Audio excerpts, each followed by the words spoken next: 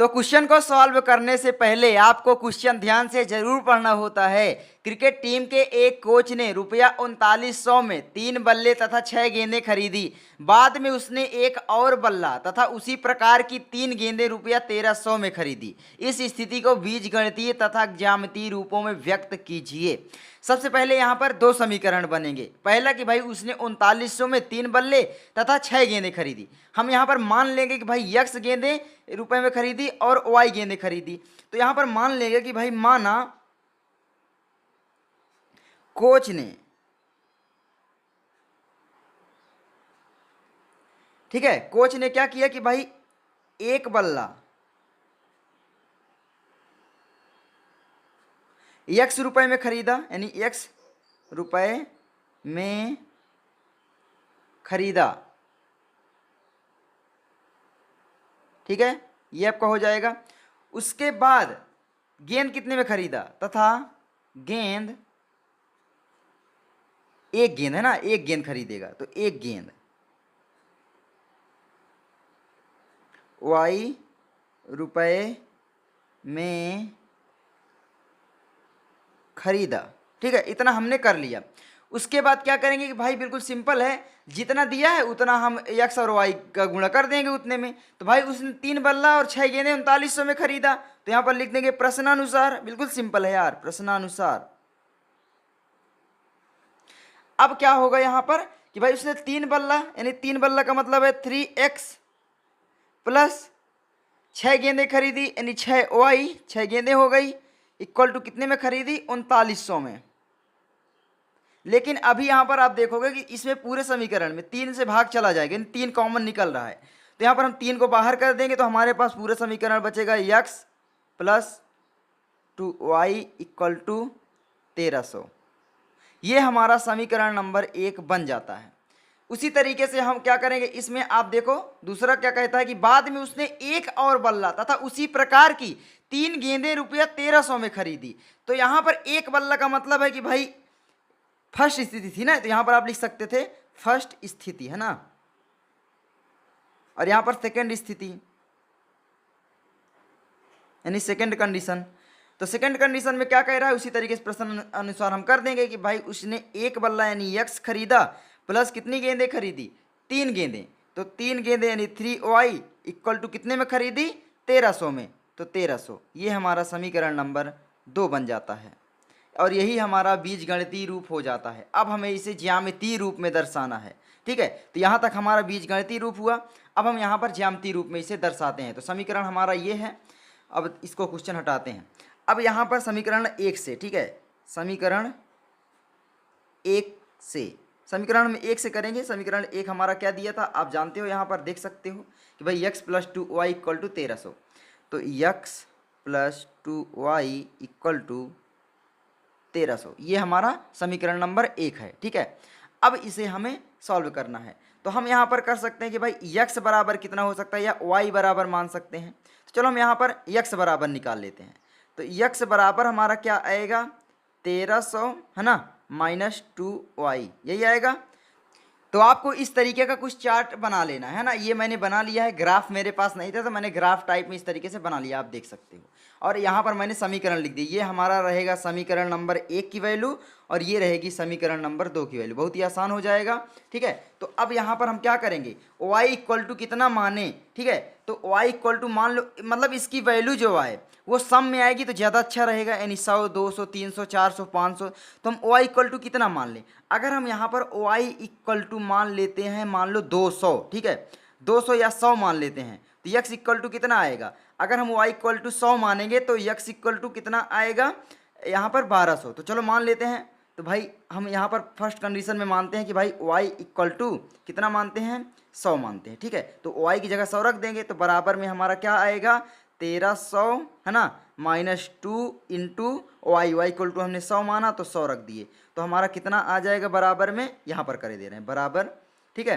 13 यहाँ पर 1300 का 1300 रहेगा ही, माइनस 100 का 2 में गुणा होगा तो 200, 200 घटा दो इसमें से 1300 में कितना बचेगा आपका, 11, 12, 13, 1100 बचेगा, ठीक है। तो ये हमारा 1100 आता है। तो ये 1100 हुआ।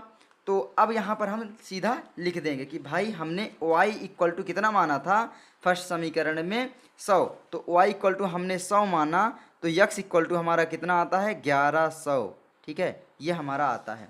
उसके बाद हम y इक्वल टू कुछ दूसरा मान लेते हैं, मान लो 400 मानते हैं, ठीक है। तो हम अगर माने कि भाई फिर से y इक्वल टू अगर हम माने 400, ठीक है, फिर मानेंगे 400 माने अगर हमने माना तो इसमें वैल्यू रखेंगे कि भाई x बराबर जो है 1300, ठीक है, -2y, तो यहाँ पर हम रख देंगे 1300 -2 इंटू 400 हमने माना है तो 400। तो अब हमारी वैल्यू कितनी आएगी, बराबर में आ जाएगी वैल्यू 1300 माइनस 4 दूनी 800, ठीक है। तो 800 और 1300 मतलब 1300 में 800 घटा दीजिए तो कितना हो जाएगा 8 2 10 3 13 500, बराबर में हमारी वैल्यू आ जाएगी 500, ठीक है। तो यहाँ पर हमने अगर y इक्वल टू 400 माना, y इक्वल टू कितना माना 400, तो यहाँ पर हमारी वैल्यू कितनी आती है 500, ठीक है। तो यहाँ पर हमारी x की वैल्यू आती है 500। अब इसी तरीके से मान लो हमने मान लिया कि भाई इतनी आई, 200 का अंतर कर रहे हैं ना, 4 300 का, तो 4 3 700, अगर हमने मान लिया 700 तो माइनस में चला जाएगा, 500 मान लेते हैं, ठीक है। फिर से y इक्वल टू 500 मान लेते हैं, तो y इक्वल टू फिर से हमने माना 500, तो हमारी वैल्यू कितनी आएगी 1300 माइनस 2y की जगह हम लिखेंगे 500, तो हमारा कितना आएगा 1300 माइनस 5 दूनी 10 यानी 1000, तो बराबर में 300 है ना, 300, तो 300 हमारे x की वैल्यू आएगी। तो हमने अगर y इक्वल टू 500 माना तो x इक्वल टू हमारा 300 आता है, तो ये हमारा हो जाता है। अब हमें इसे ग्राफ में दर्शाना है। इसी तरीके से समीकरण नंबर 2 को आप कर सकते हो। समीकरण नंबर 2 में कैसे कि भाई अब समीकरण नंबर 2 हम सॉल्व करेंगे, तो यहीं पर करवा देते हैं, ठीक है। तो हम यहाँ पर लिखेंगे समीकरण 2 से, जब आप पेपर में लिखोगे तो बढ़िया साफ सुथरा लिखना। अब यहाँ पर क्या होगा, समीकरण 2 कितना है x plus 3y equal to 1300, ठीक है। अब हम x की वैल्यू यहाँ पर भी निकाल लेते हैं कि भाई x इक्वल टू हमारा निकल के आता है 1300 माइनस 3y, यही निकल के आता है ना। तो अब हम x की वैल्यू यहाँ पर निकालेंगे, तो y इक्वल टू हम मानते हैं मान लो 100, ठीक है। y इक्वल टू कितना मानते हैं 100, तो हमने अगर एक बार y इक्वल टू 100 माना तो यहाँ पर वैल्यू रखो कि भाई 1300 minus 3 into Y equal to हमने 100 माना तो 100, तो बराबर कितना हो जाएगा 1300, सबसे पहले गुणा किया जाता है, माइनस 100 का 3 में गुणा होगा तो 300, तो कितना हो जाएगा यहाँ पर 1000, है ना। तो ये x की वैल्यू यहाँ पर दूसरे समीकरण में 1000 आती है अगर हम y इक्वल टू 100 मानते हैं, तो y इक्वल टू 100 हम रखते हैं यहाँ पर, तो x की वैल्यू कितनी आती है 1000, है ना, यही आती है। तो इतना हो गया। उसके बाद हम y इक्वल टू मान लो मानते हैं 300, ठीक है, कितना 300, तो 300 यहाँ पर रखो, ठीक है, फिर से कि भाई 1300 माइनस 3 इंटू 300, यही होगा, मैं शॉर्ट में करवा रहा हूँ, तो 1300 माइनस 3 त्रिकाई 900, यही होगा। तो कितना आएगा 900, 9 1 10 3 400 आएगा, है ना, 400 इक्वल टू 400, तो यहाँ पर इसकी वैल्यू आती है 400। इसी तरीके से हम दूसरा मान लेंगे, मान लो 300 की जगह हमने फिर से 400 मान लिया, तो हम अगर y इक्वल टू 400 मानते हैं, तो y इक्वल टू हम अगर 400 मानते हैं तो इसमें हम रख देंगे वैल्यू, तो y इक्वल टू 400 मानते हैं तो 1300 माइनस 3 है तो 3, y की जगह हम 400 लिख देंगे, तो 4 3 1200, है ना। तो यहाँ पर हो जाएगा, यहाँ पर टोटल कितना होगा 1300 माइनस 1200, तो यहाँ पर टोटल बचेगा जो हमारा 12 1 13 यानी केवल 100 बचेगा। तो अगर हमने मान लिया भाई y इक्वल टू 400 तो x इक्वल टू हमारा केवल 100 बचता है, ये हमारा समीकरण हो गया। अब हमें इसे ग्राफ में दर्शाना है, तो अब आप इसे ग्राफ में बहुत ही आसानी से दर्शा सकते हैं कि भाई हमने x इक्वल टू 1100 लिया, x किधर होता है, ये आपका होता है x अक्ष और ये भी x डैश अक्ष, है ना, इधर माइनस वाले होते हैं, ये आपका होता है y अक्ष और इधर आपका होता है y डैश अक्ष।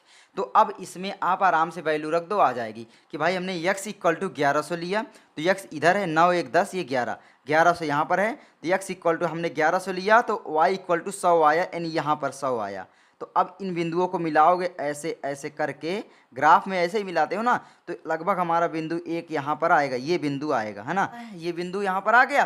ठीक है, अब दूसरा हमारा आता है कि भाई 500, एक बार हमने x की वैल्यू ली, तो x की वैल्यू हमारी 500 कहाँ पर है, यहाँ पर, ये 500 है ना, यहाँ पर x की वैल्यू 500 है, तो y की वैल्यू 400 आई, तो y की वैल्यू यहाँ पर 400 आई, कहाँ है 400, ये, तो ये है आपकी 400, तो 500 400 बिल्कुल सामने रहेगा, यहाँ पर लगभग एक बिंदु होगा। देखो मैं अंदाज से बता रहा हूँ, ये एक बिंदु आपका हुआ। ठीक है, अब उसके बाद क्या होगा, अब उसके बाद देखो एक बार हमने फिर से x की वैल्यू कितनी ली, 300, तो x की वैल्यू हमने 300 ली, ये 300, तो y की वैल्यू 500 आती है, तो y की वैल्यू 500 यानी लगभग कहाँ पर आएगा, यहाँ पर, है ना भाई, 500 300 यहाँ पर है, 300 से सीधी लाइन यहाँ पर गई और 500 में यहाँ पर, तो लगभग यहाँ पर एक बिंदु आता है ना।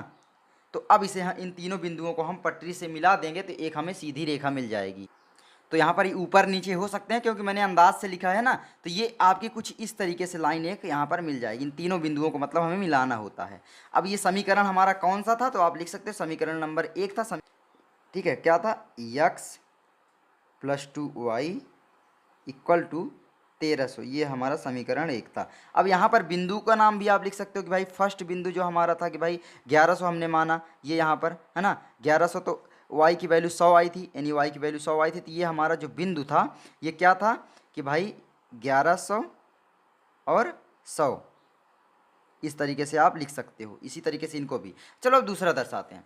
दूसरा हमारा है कि भाई x = हमने अगर 1000 माना तो y = 100 आया। हमने y = माना था तो y = हमने 100 माना तो x = 1000 आया। तो y = 100 कहाँ है, y हमारे इधर होती है, तो y = हमारा 100 100 ये 100, y = 100, तो x = 1000, तो x = 1000 कहाँ पर है, ये यहाँ पर है ना, ये यहाँ पर है, यहीं पर होगा।